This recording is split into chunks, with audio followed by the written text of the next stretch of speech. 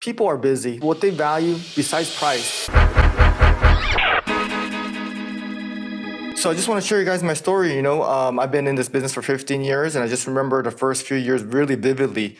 And I just want to just somehow bring value. I have a short presentation, but I really wanted to open up to Q&A and really provide as much value as you guys can. So there's really just 3 points. I just want to keep it really easy for you guys. So let's see here. The first one is going to be calling understand the opportunity. As new agency owners, sometimes this is where I want to start with. Because when you understand the opportunity, the more you appreciate it. I think when I first started, I didn't really understand how much of a potential we have in this business, how fortunate we are to be in this business, with the real estate business, doing what it is right now, and then recessions, and you just see all these things happening in other businesses. And I just didn't really understand what can happen in this business. I think when I first started, my whole thing was like, I want to make $1 million agency, meaning, the agency does 83K portfolio. And that was like my big goal of mine. I was like, I know the agents do that. I could do that. It took me 12 years to do that. But then I doubled that in 3 years. And I feel like I could double that again and keep going like that. So I think in the beginning, if I understood that it is possible, I think I would have even worked even harder. Because when you kind of underestimate the opportunity, you don't give it your all.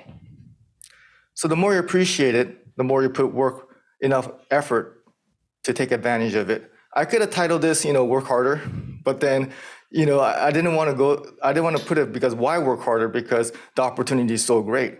So I think if you understand the concept that we have such a great business here, we can make such a big difference in our staff's lives, our staff's families' lives, the impact you can make. I think we just don't want to underestimate it, because once you really underestimate it, then you kind of, if the reward is only here, then you're not going to make the sacrifices, because you just don't feel like, wow, it's going to be so much, it's not worth the effort you put in. But if you feel like the reward is so high, then you're going to think like, wow, that is worth it, and you'll make the sacrifices and pay your dues. So I think it's just, a lot of times it just comes down to work ethics. I just want to share with you guys that. And then dream bigger is kind of the same thing, is to think big. Getting to $2 million a year is something I'm really proud of. And I think I could go to 3 next year, and I think when you have a bigger vision, it really helps with your staff too, because they could feel like, hey, I could grow within this agency and all my dreams could come true.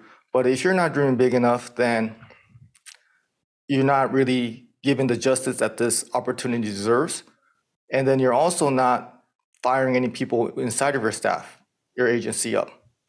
Because if you're dreaming big and if you're really excited and if you're coming into work every day, then your staff will be too, because they believe also that not only as proteges, but within your agency, that they could do great things for their families and have great, work-life balance and do things that, financially they never thought of. So dreaming bigger, getting excited about the opportunity, and really understanding what is possible in this business. I just wanted to just really start there. And then again, once you understand this opportunity, I want to start there because it does take a lot of work. I just wanted to share with you guys that Mike was saying that's early, but I get here before 7. I don't leave before 7. So my shift is 7 to 7. I go to gym every day and I take my 15-minute lunch breaks. I fast. I don't eat till like 3 p.m. I work every single Saturday. I don't know how many Saturdays I missed besides family vacations, but besides family vacation, I don't think I've missed a Saturday in my 15 years of working. Saturdays is I get here at 7 again, don't leave till 2:30. Working on Sunday mornings before the kids wake up. That's really when I get a lot of deep work done. It takes a lot of work, but again, that's because I understand the opportunity and I want to take full advantage of it. And it's really up to you. It does take a lot of sacrifice. So It's just something that you got to negotiate with yourself. You don't have to have the dreams. Everybody's ambition level is different, but I think it's something to kind of plan ahead. Like, hey, I want to make this out of my agency, and then plan accordingly. Because you do have to pay the price. Your personal expenses have to be audited, and how much you want to work. That's the great thing about this business. You get to decide. So I think that's something is better to kind of make that sacrifice and make that determination earlier than later, because you wouldn't know which direction you're going. So once it's crystal clear, hey, I want to get to here, and because of that, I'm going to do this, then there's really no negotiating in between. So I think getting that out of the way early on in your career, I think is worth it. All right, so number 2 is going to be have patience. So there's only going to be 3 points here, guys, okay? So first is understand the opportunity. I just want to share with you guys. I didn't want to say about my numbers, but that's only to just inspire you guys, but just want to share with you guys. I know there's other great agents in your district, but there's so much opportunity in this business. So I think the sense of gratitude is first. And number 2 is having patience. It gets easier, okay? I have a lot of empathy for your guys' situation right now. And it was really difficult in the beginning. You're most likely, if you guys came from a different type of job, you might be making less now than you ever have, because you're putting so much back into the business, which is what we're supposed to be doing at this point. So I just want to give you guys hope that, in the beginning, I just didn't know what I was doing. I had to learn everything. I never hired anybody. I didn't know where to get leads. I didn't know how to do anything. So it was really extremely hard, especially if you have a high ambition level. Then you're kind of getting frustrated all the time, because like I wanted things to happen so quickly. I just wanted things to be like, at $1 million in like 5 years when I first originally thought. So just want to give you guys a sense of hope that once you learn a skill, you're going to learn another skill, you're going to learn another skill, and those things start compounding, and it just gets a lot easier as you guys go. And then, I just want to, if you guys feel this way, right now is the sucking phase, which means it sucks right now, then I will say get something out of that. I see so many agents go through this sucking phase where, man, the first few years are so hard, so I'm going to give up. It's like, well, you paid all your dues already. It's like, just keep going because it gets easier. So get something out of this phase right now that you guys are going through. It's just about not giving up and just going through it, because you guys will get something out of this phase that you guys are going through.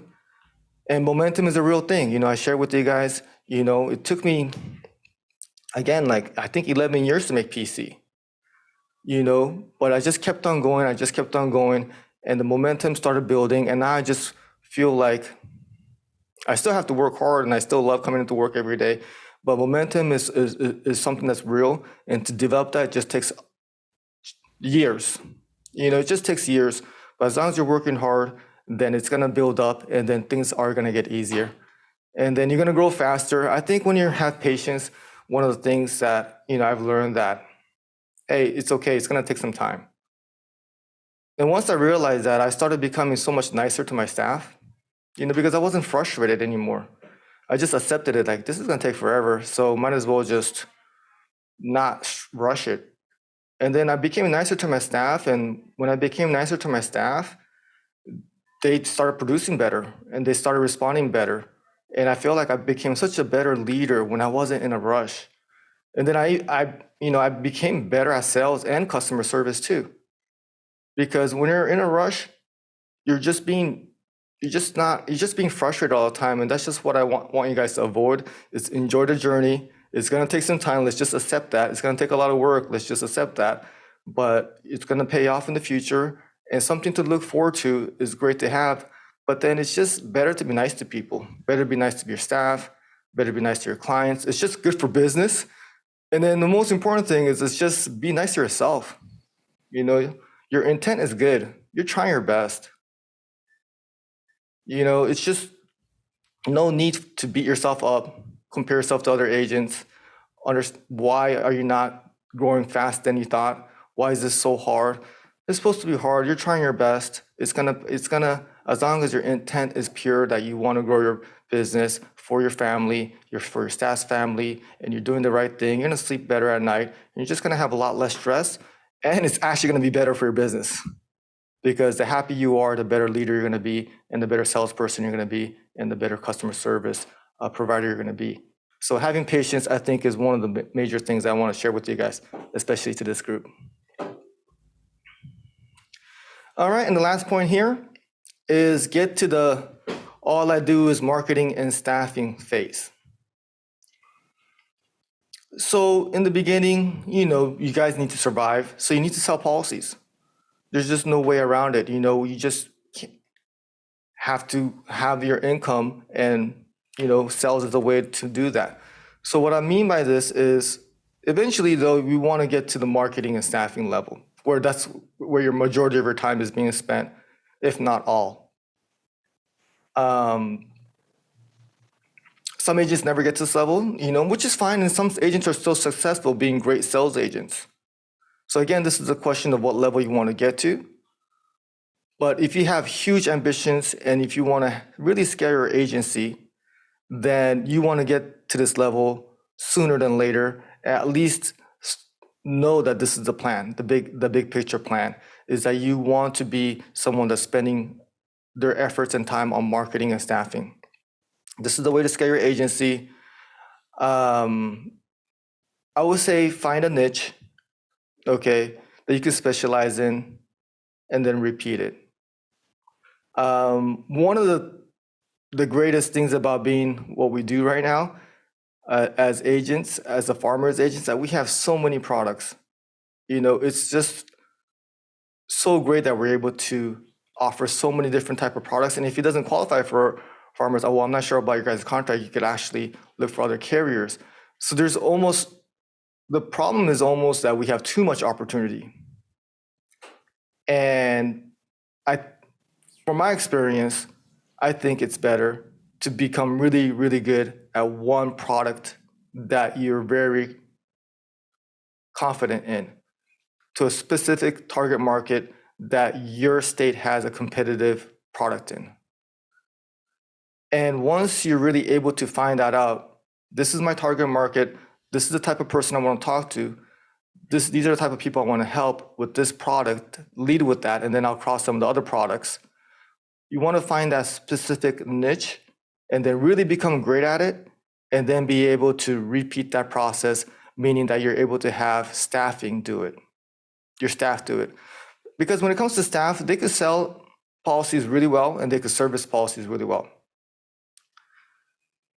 But they're not going to market for you. They're not going to plan how much I'm going to spend for leads. They're not going to plan, okay, who's going to do the customer service, and they're not going to make all these plans. So the customer service and sales is something that you could delegate. But everything else you can, so it doesn't make sense for me, for an agency owner to doing all the sales when actually someone else could do that. Sometimes better than us,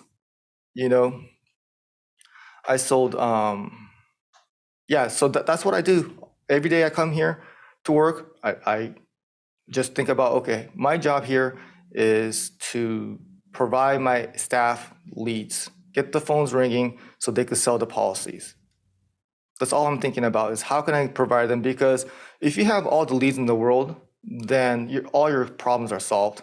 You'll figure out a way to find people. You'll figure out a way to train them. You'll figure out a way to grow your agency. It's just the biggest problem we have is marketing. If you have a solid marketing plan, then everything will work out. You'll figure everything else out. But if you can't figure that part out, it becomes really difficult. So I just really want you guys to come into the office every day and think about, okay, how am I going to get leads today? Who am I going to be able to talk to today? And how am I going to be able to make this something that's consistent and predictable and scalable by spending more money into it?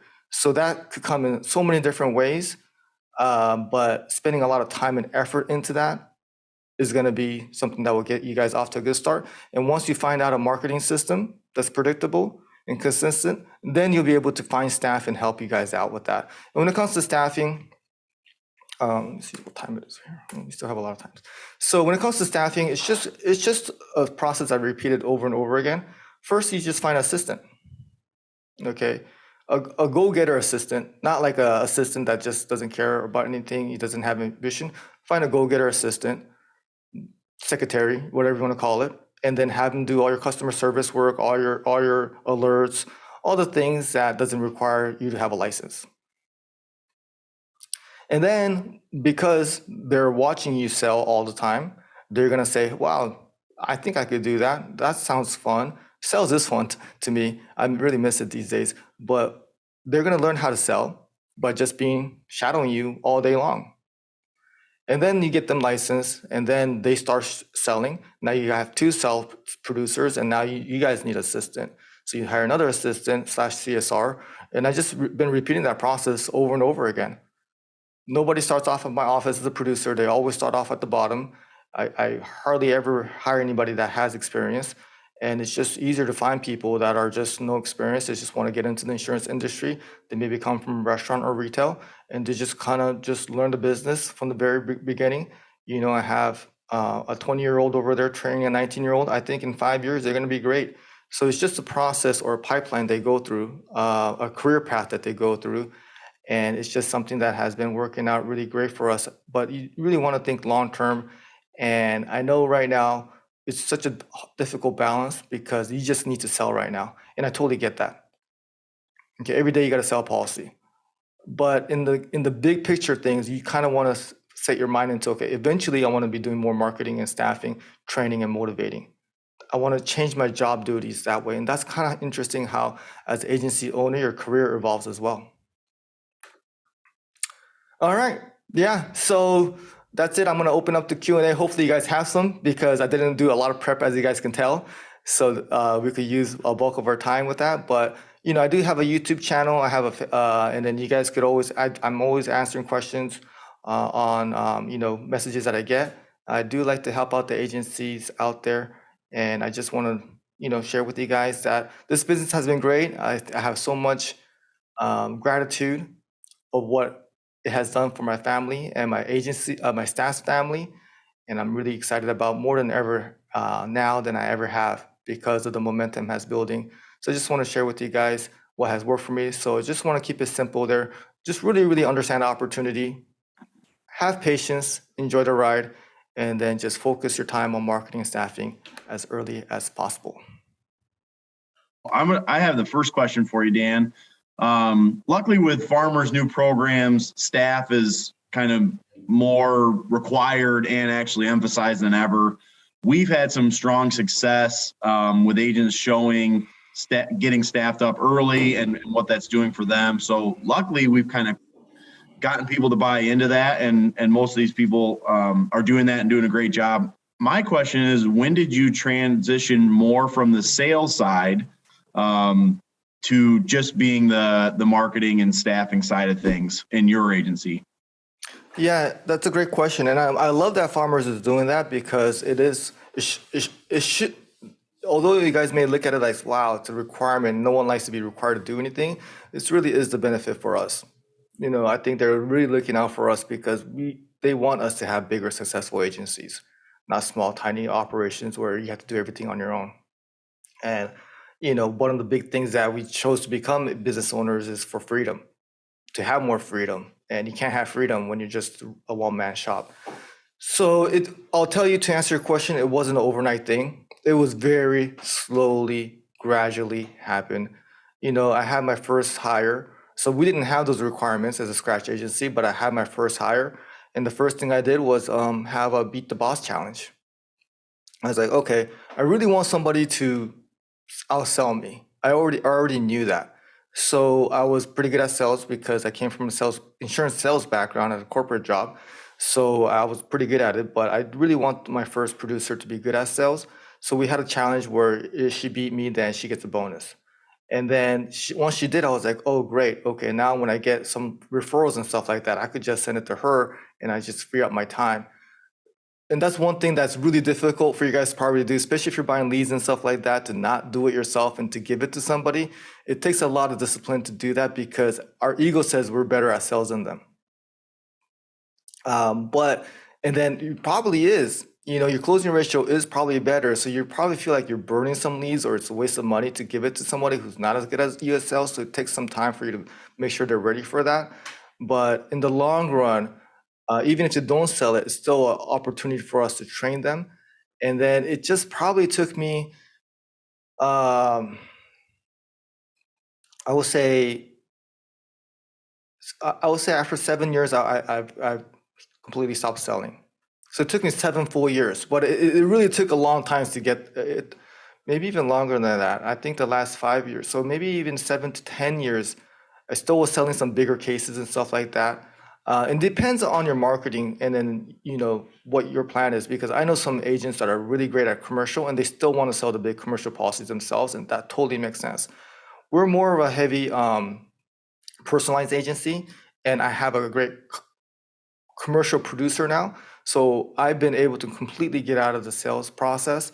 But I don't want to have you guys go to the extreme where you're not selling at all, because you do need to sell. But take it as a gradual process. It's not like an overnight switch where you're like, okay, I'm done with selling. So I hope that answers your questions. But definitely think long term. You do want to get there, because once you're able to get there, man, you can spend so much more time if you're not doing any sales in customer service. Think about all the time you have. All my time is spent on, okay, how do I grow my agency? Looking for the right staff members, changing their duties around, and marketing and getting more leads for the staff. No, that's great. That's great. We had another one ask, what was the biggest mistake you made in your first 3 years? Wow, so many of them, right? you know, I almost don't look at it as mistakes, but looking back, I laugh at myself like, wow, I tried that marketing tactic. I tried this one. I tried that one. That was hilarious. I thought that was going to work. But I don't almost think they're mistakes, because they're learning experiences. You start learning that, like, okay, when these lead companies are not good, this lead company was good. And I think that my willingness to make mistakes really helped me out. I think maybe my background in playing sports and not being really good at it really got me used to like understanding that, losing is part of winning. You have to go through the winning. And maybe I was also a poker player that wasn't good too. So I lost money gambling, but I understood that to be able to win, you have to put money up front. So all these lessons growing up where I was kind of like used to failing kind of made me less scared of failing. So I think when your ego could get in the way where you're like, oh, I don't want to try that because I don't want to lose that. So even though there were big mistakes, um, I still don't think there were mistakes. Like, the mistakes are what helped me understand how to win. And I do want to share that with you guys, that let's not be afraid of them. Let's take some risks. Let's try this marketing source out, audit them, see how they work. Let's try that one. Let's hire this person. If it doesn't work, it doesn't work. I made some terrible hires, but those are learning experiences where, like, we all have pattern recognition ability, and you're like, okay, well, I'm not going to do that anymore. So mistakes is just part of the process. So I would say some of the biggest mistakes I would made is the wrong hires.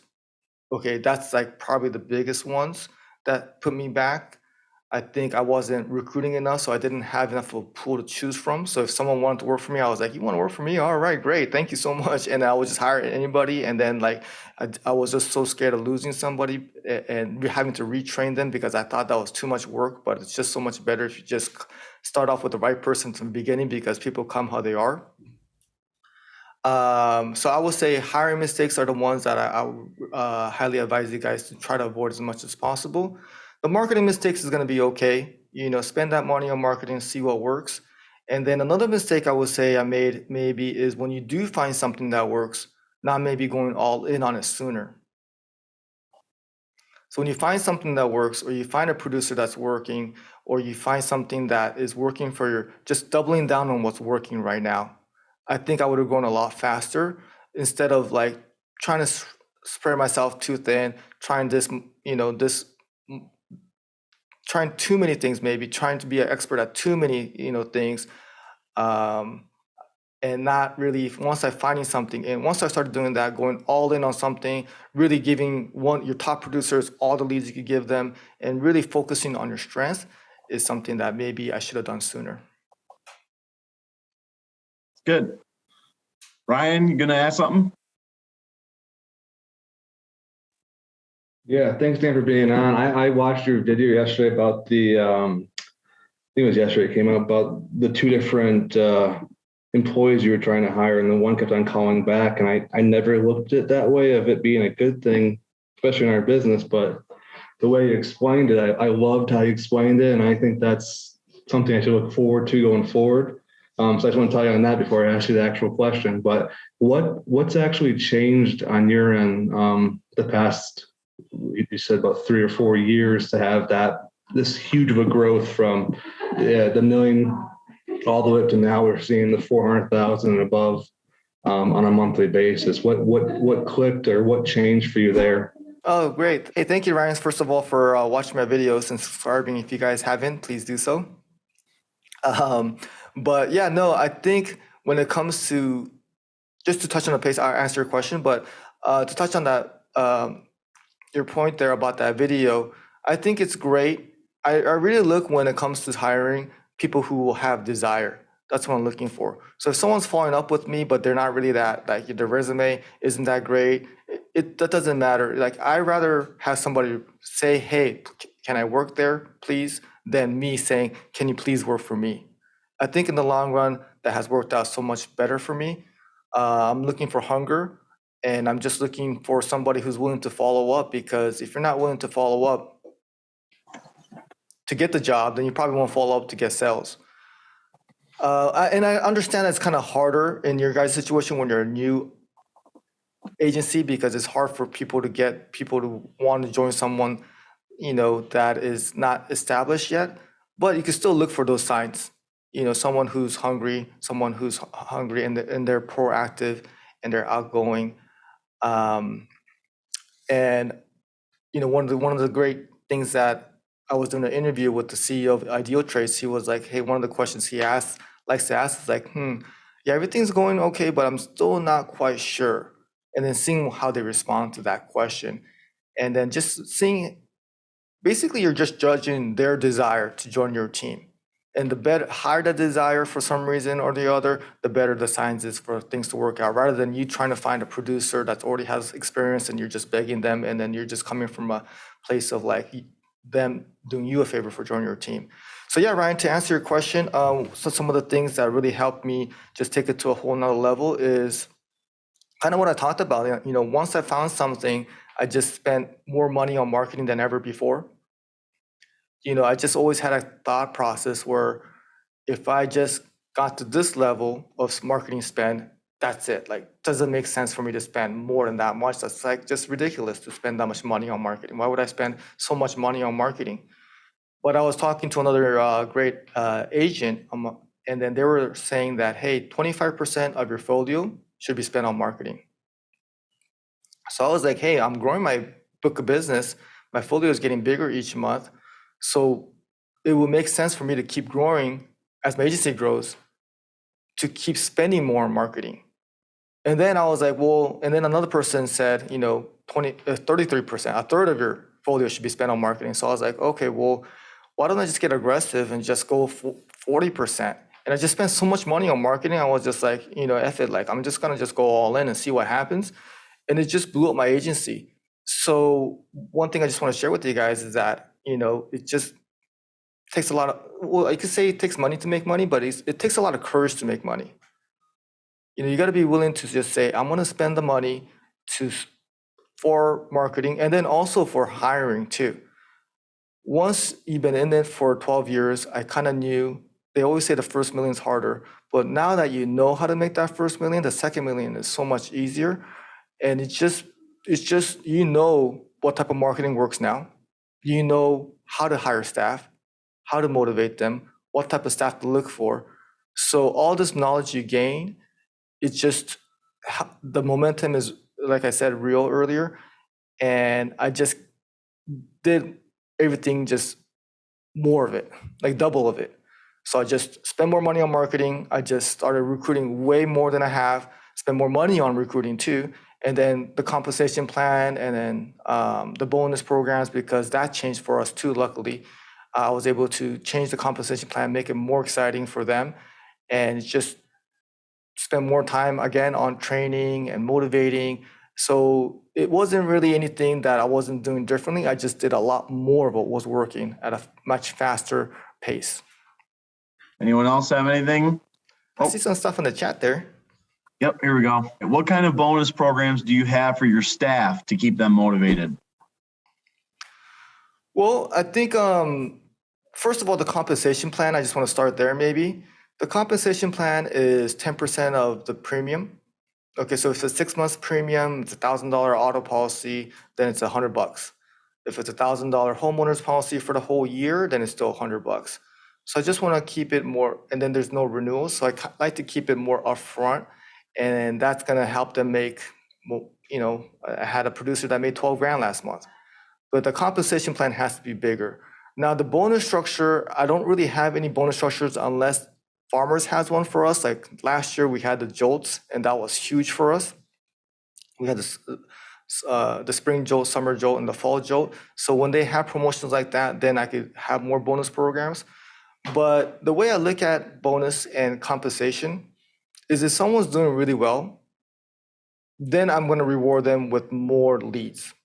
I'm going to bump up my marketing efforts, and I'm going to give the ones that are producing, that are consistent and have higher closing ratio, I'm going to provide them more leads, and that's going to help them make more money. And then other than that, bonus programs, I have some compensation for better performance, even as a CSR. So if you renew a policy, if you add a driver in a car, these are like small bonuses, like 10 to $50. If you get a 5-star review, if you reinstate a policy, I have small bonus programs like that to kind of incentivize good behavior. And then even though it's not bonus, I do want to touch on this a little bit. Even though it's not maybe compensation money-wise, I'm really big on recognition. So recognizing them from grip, and that's free.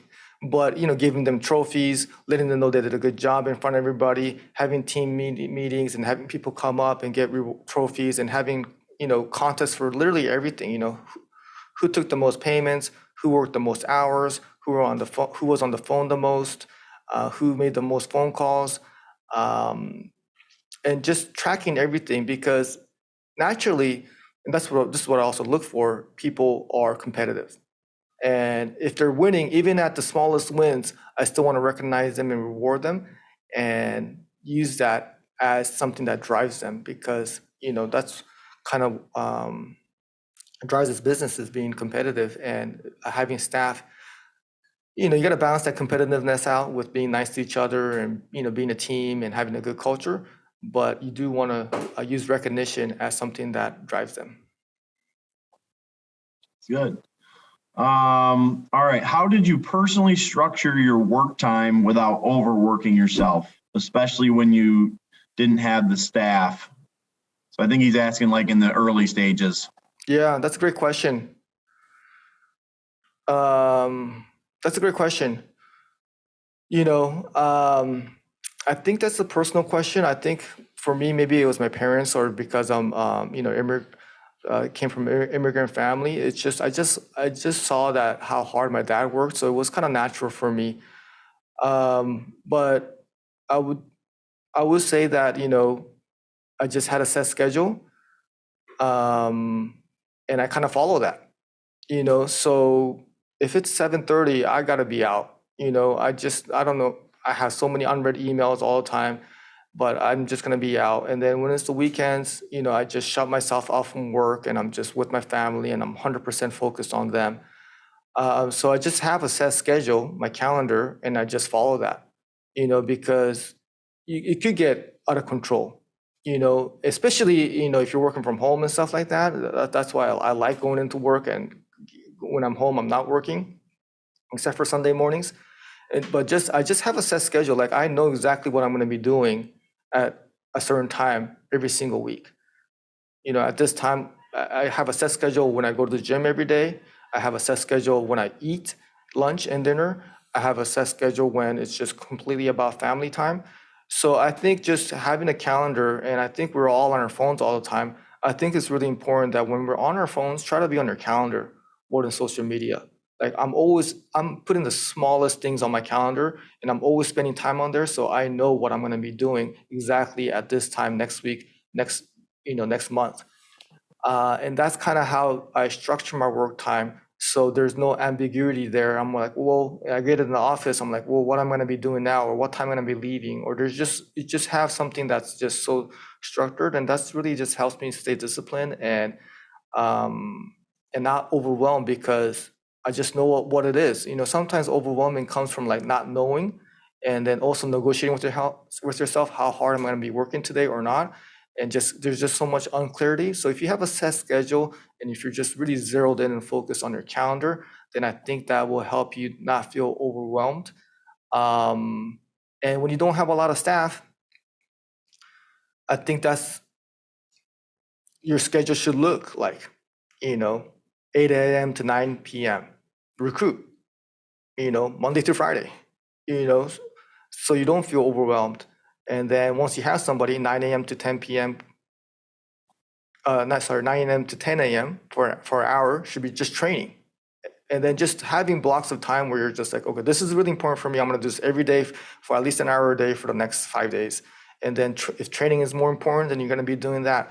So again, just having a set schedule, but I just don't really want you guys to feel overwhelmed and overstressed, is to find the right person. Once you find the right person, man, it's such a game changer. I have staff members here that's been with me for over 10 years. It's just such a, I can't overemphasize how important that's been to my agency. Even if I have to go through 10 wrong hires, where I spend all this money on the wrong hire, and I waste all this time on money and time of training somebody, and then they backstab you, and they cheat, they steal from you. I've seen it all, but I'll go through all the headaches all over again if I could find this one person.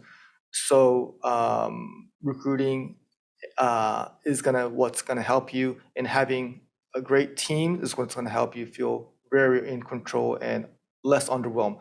Now the things I worry about myself is like, okay, how do I keep them? How do I make sure that they stay happy? So those are the things that kind of, if they were ever to be stressed, now I'm thinking that way. And at the same time, I'm still always looking for the next superstar. And they're so hard to come by. So is a slam dunk home run marketing campaign. They're so hard to find.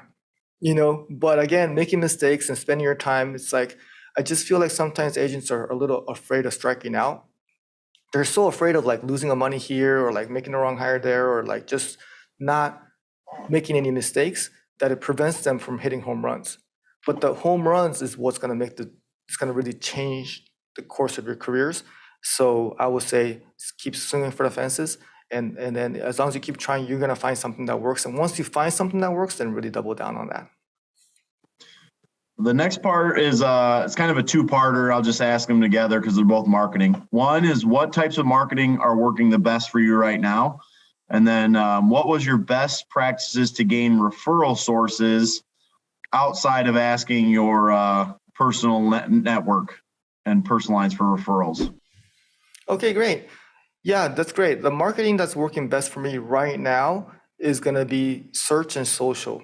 Okay, now this is a kind of a advanced marketing method. It's basically Facebook, Instagram, Google. So those are the ones that I spent years developing and being able to use that. It's a very competitive game, and it's very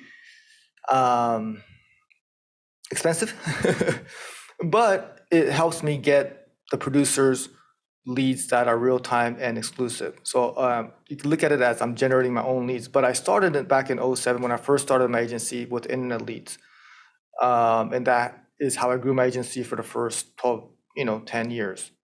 And that has been how I learned how to sell. I came from a AAA. I was a call center agent, so I was used to getting calls and selling insurance over the phone. But that has worked for me. Now there's thousands of agents out there that grow their agencies different ways. But that's kind of like my background. I like the digital marketing. I feel like the world's going that direction too. Social media, posting all the time, getting leads that way, being active in social media. That's kind of like my strategy when it comes to marketing right now. But it all started because I understood internet leads. I understood how to sell them. I understood that's a very competitive game. If you could be good at selling internet leads, then you're going to be great at this business, because that's something that you could really scale, meaning that, hey, if I spend $1,000 on marketing, I'm going to get this many leads. And if I spend $2,000 on marketing, I'm going to get double the leads. If I spend $3,000, not all marketing programs are like that. It's not scalable. So looking for scalable marketing. So I will start off the lead vendors, spend 80% of your budget on what's working, 20% of the budget on something that's new, and always just competing themselves and auditing them and see which one is working. And then if you want to try social and Google, I will say, hey, go for that. But you just want to make sure you have a healthy budget to do that. What's your best practice to gain referral sources? Well, there's a lot of agencies that do really well for asking lenders and things like that. But again, I feel like that's not as scalable as what I do personally, because I think your personal lines book of business is the best referral source. I think there's so much opportunity within our book of business to get referrals from them because they already trust you. They already like you enough to be clients of yours. So they're the ones that have the best chance of giving you referrals. So I hit that book of business hard by just sending out postcards, emailing them. Once they buy a policy from us, then they go through this automated messages of saying, hey, thank you for getting a policy from us. Hey, and then 2 days later they'll say, hey, can you refer somebody? 3 days later they'll have a link that could say, hey, can you please review us? And just having these automation systems and just every renewal hitting them with a text and an email with a reminder that they could refer you to somebody, please refer us to somebody. And then also, compensating them for referrals. You could do $10. Hey, for every referral quote that you get me, we could send you a $10 gift card. We have, through automation, we could just click on a few buttons and they automatically send them a gift card, and just making things easy for them. So that's been my story, I think, when it comes to getting referrals, and that has been working out great for us because the referral closing ratio is 50 to 70% at my office. It's unbelievable how high it is. Like the lead that we get is like 15, sometimes lower. I think I'm kind of lucky to maybe be in California. I'm not sure what the market is like in Michigan, but I will say the referral lead is 3 to 4 times higher closing ratio. And for me, I'm always thinking, okay, how can I make this job sustainable for our top producers? I want to send them the best leads as possible. So my job is to get more referrals for them all the time. And that could come from our existing customers. And obviously for mortgage brokers and stuff like that, there's other agents that do a much better job at that. But from my experience, the best referral source is your current book of business. What does your onboarding look like for new employees? They start at the bottom, but what does the growth process look like for them? Yeah, another great question. I have 3 new employees right now that's been with me for little over a month.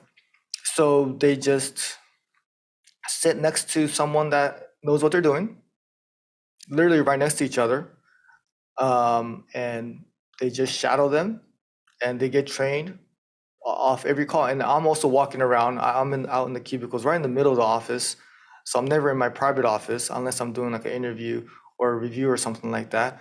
And I'm always inside the very middle of the office where I'm just walking around, just seeing how everyone's doing, how their day's going. And I'm also available for questions too.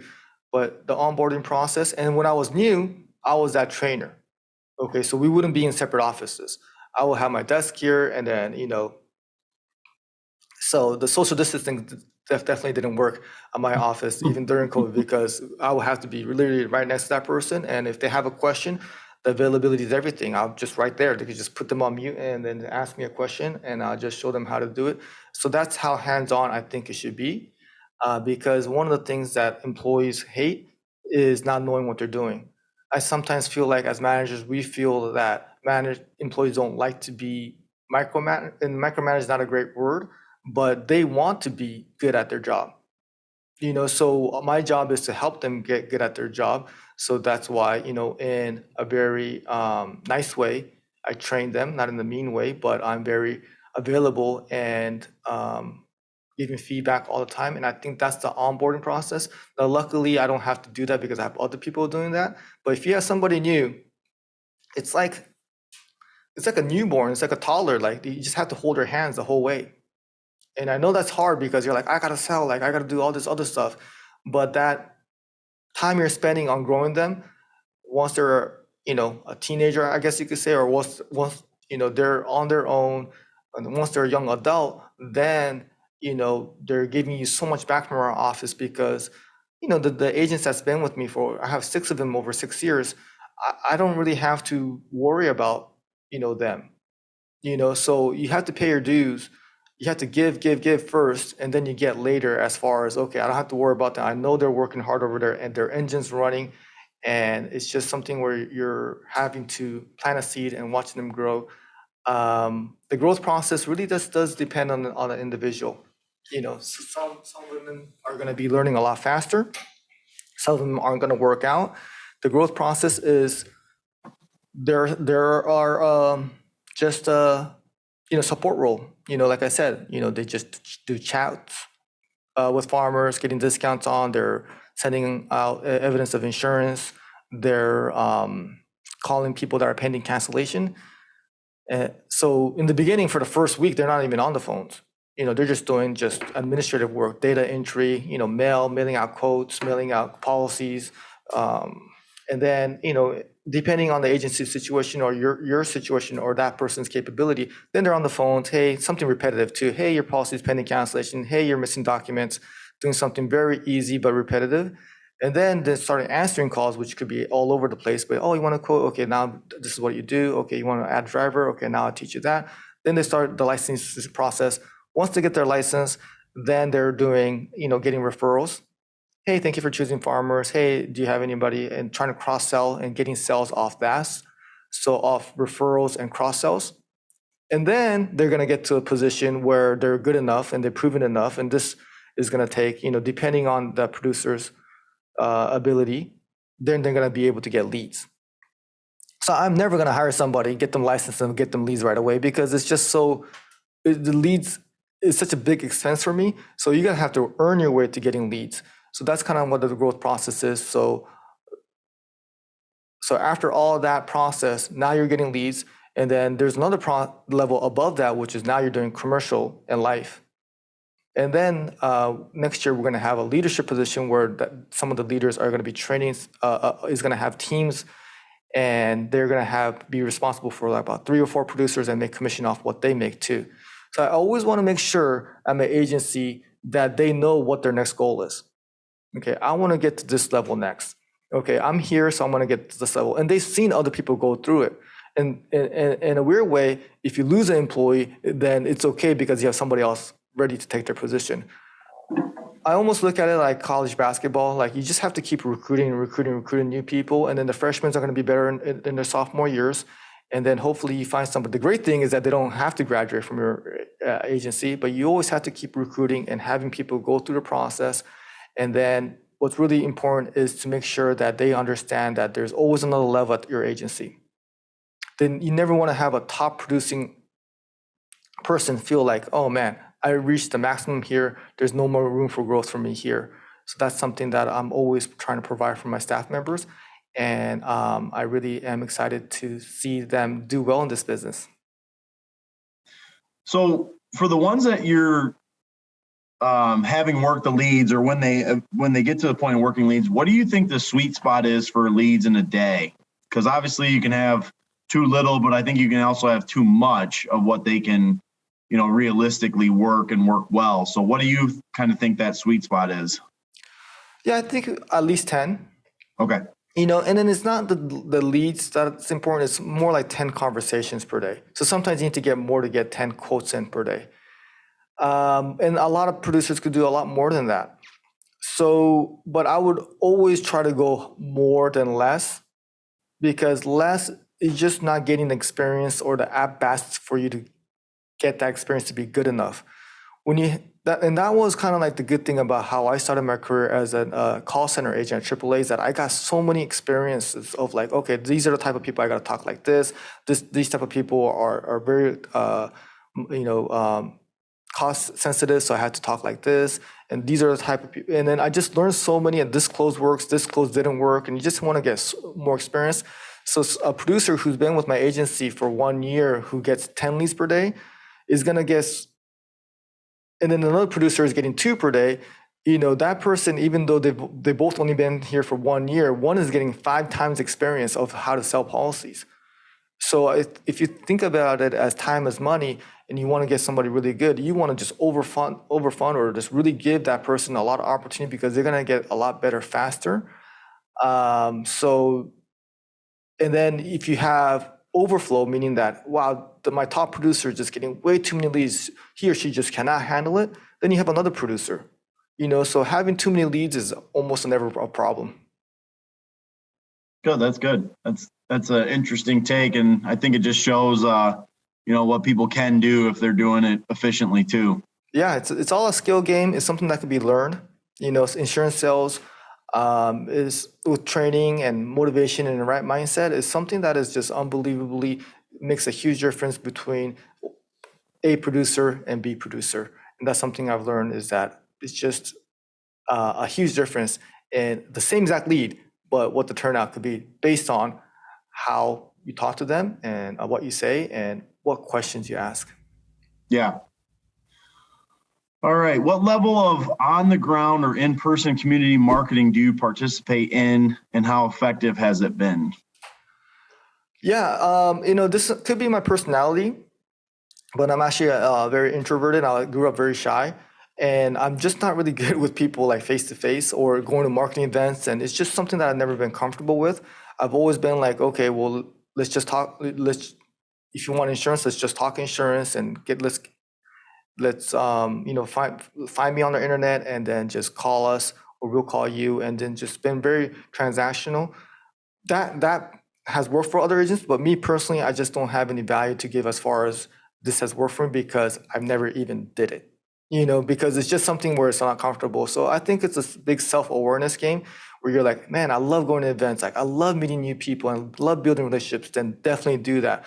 So that's why I want to be kind of careful with these type of things, because maybe digital marketing isn't your thing, but really understanding what you like to do, how do you like to meet people, and how do you like to build relationships is so much more important than like, okay, well, Dan does that, so I'm going to do the exact same thing, and I'm going to learn about Google and Facebook and stuff like that, because maybe that's not what you like to do, and that maybe that's not where you would be willing to spend so much time in. So sorry, Austin, I just never did that. That's not how I grew my agency, but a lot of successful agencies have. But that's a great question, because it brings up that topic of knowing yourself. Knowing yourself and figuring out how you like to run your business. And that's the beauty of this business, is that there's so many ways to get to the top of the mountain. Yeah, I think it goes along with what you said earlier about the early years of just trying a little bit of everything and seeing what works, seeing what you like. You got to cast a wide net, but no two people are the same with what works and how well it works. So I agree. I think that's one thing that I love about this as well. Yeah. Yeah, and everything is not supposed to work, So again, I just want to share with you guys that if something is not working, then it wasn't, it's okay. We don't get judged off our batting averages. Like you could, baseball players, you had to hit like 3 out of 10, and you're a great player.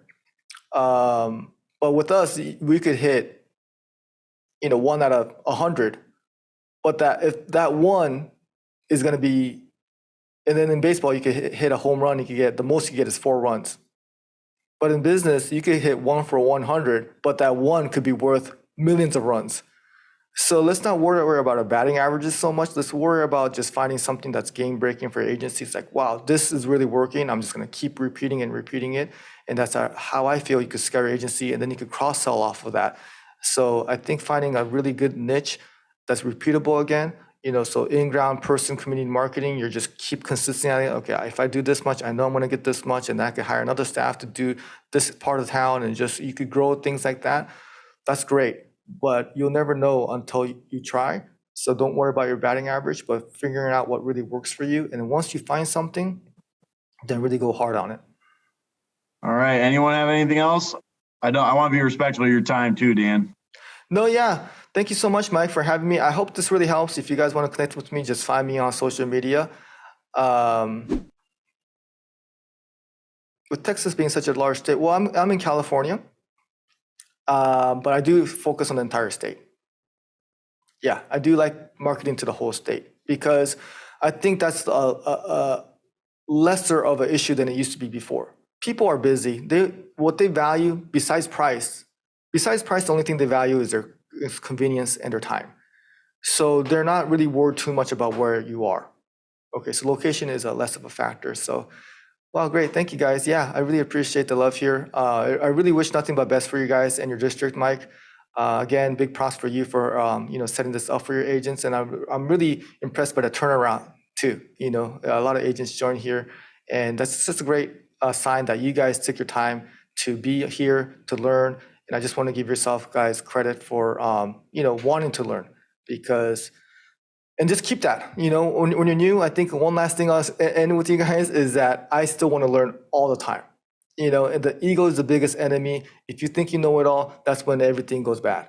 So you just want to be at a position where you always want to be learning from each other and learning from your district, and the willingness to be trainable, coachable, and not having an ego and having the humility where you're saying, and even I want to say this, and I'm asking my staff questions all the time and asking other agencies owners that are great all the time, or even newer agencies that have something that's coming up that I want to be aware of, is to have the humility to know that I'm a student.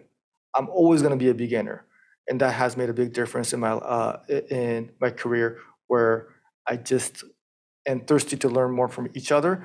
And what you guys are doing that shows that you guys are on the same track. So keep that, thirst for hunger, for knowledge, and you guys will see that this opportunity is a lot greater than sometimes we actually think it is. Yeah, I love it. Hey, thanks so much, Dan. Really appreciate it. Thank you guys all for joining. Hopefully it was as beneficial for you all as me. But good luck the rest of the year, Dan. We'll keep an eye on your numbers and everything. But thanks so much again, and have a good rest of the day. All right, you guys too. Thank you so much, Mike.